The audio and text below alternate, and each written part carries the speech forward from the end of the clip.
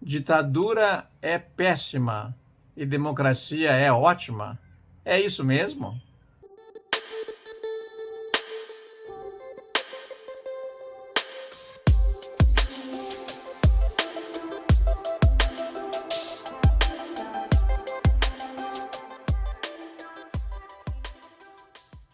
Em que a etimologia nos ajuda a entender os regimes clássicos nesta oposição, ditadura versus democracia?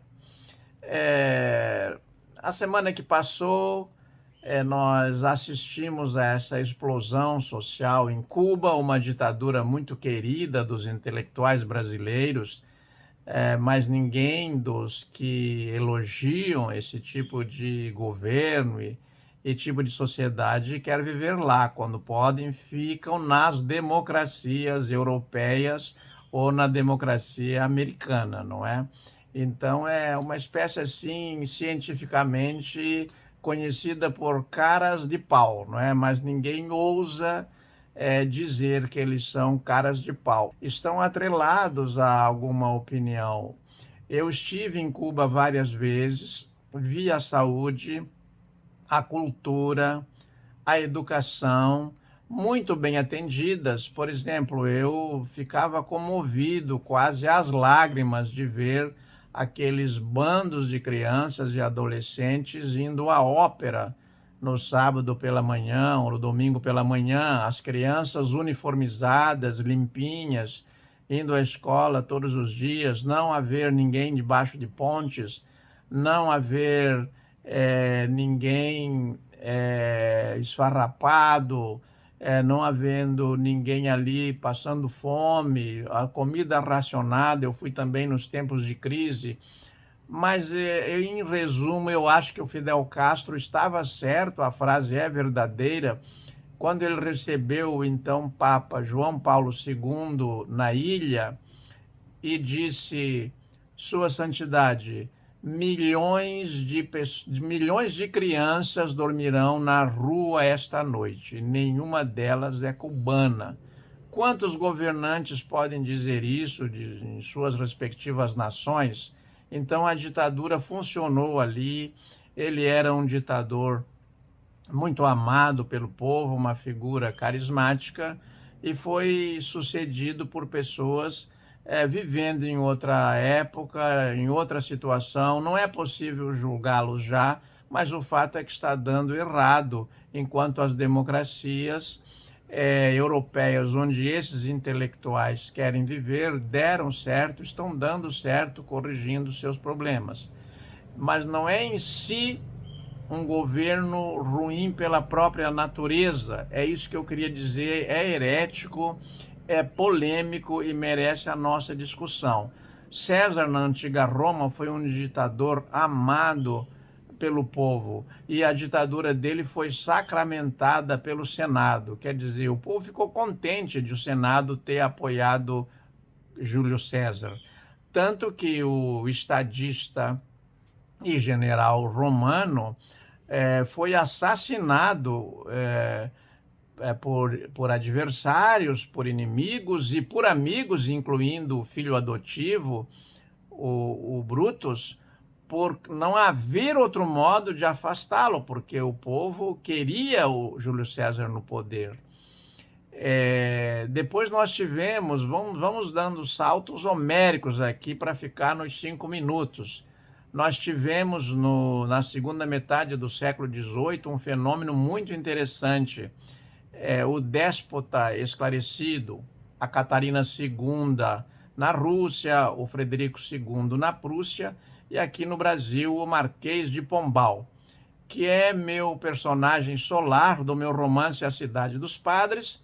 Daqui a pouco o Marcelo Campos vai mostrar aqui para vocês.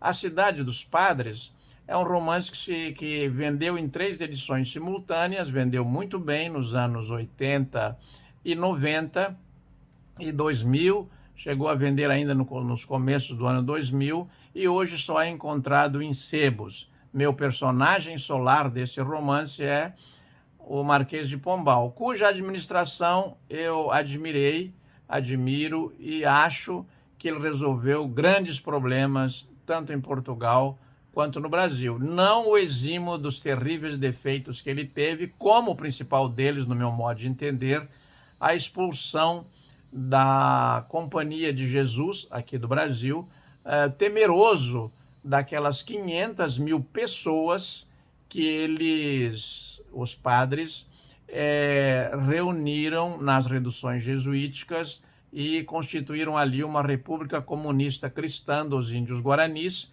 dirigida por não mais do que 200 padres. E o Marquês de Pombal achava que eles constituiriam um reino autônomo, um império teocrático dentro do reino de Portugal e seus domínios, e poderiam depois aliar-se a inimigos estrangeiros. Foi por isso que ele expulsou os jesuítas do Brasil.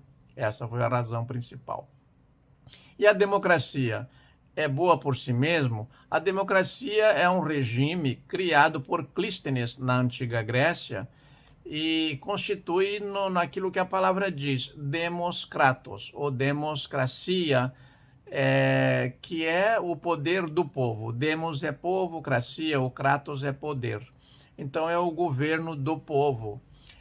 Na antiga Grécia, em Atenas, isto foi possível, uma democracia direta, porque eram cerca de 20 mil pessoas servidas por quase 400 mil escravos. Então era uma democracia que resolvia o principal problema, não é? Mão de obra gratuita para aqueles que exerciam a democracia. Eu vejo vocês o paradoxo, a democracia nasce num paradoxo.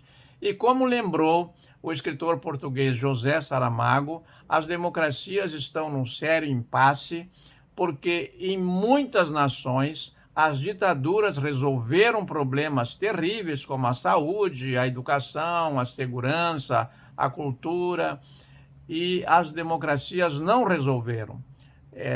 Então, algumas democracias, é claro que resolveram, a França, Alemanha, Inglaterra, Estados Unidos, mas nos países pobres tem sido muito difícil levar adiante projetos a favor do povo com o tipo de democracia que nós temos. Então tem uma séria questão na ordem do dia sobre como dosar a democracia para levar adiante. Atualmente, você não pode viver numa democracia e ficar apavorado porque uma pessoa do Supremo Tribunal Federal, com um voto monocrático, com uma sentença monocrática, monos kratos, os mesmos étmos, o poder de mandar em 210 milhões de brasileiros, sendo que este também não foi eleito e também foi indicado para o Supremo Tribunal Federal por outro governo e que sofreu impeachment. Então, é uma coisa muito séria. Nós temos uma questão muito séria para resolver. E o Brasil mergulhou num ambiente muito conturbado, como todos sabem. Eu trouxe essas palavrinhas aqui para a gente ter uma espécie de linimento, assim, um alívio, um suspiro, e pensar que todos os problemas têm um contexto clássico e eles seriam melhor entendidos, mais bem entendidos, se a gente olhasse a história, olhasse o que as palavras dizem, porque os políticos, em sua maioria, têm deturpado muito o poder das palavras e o seu significado. Muito obrigado e até de repente.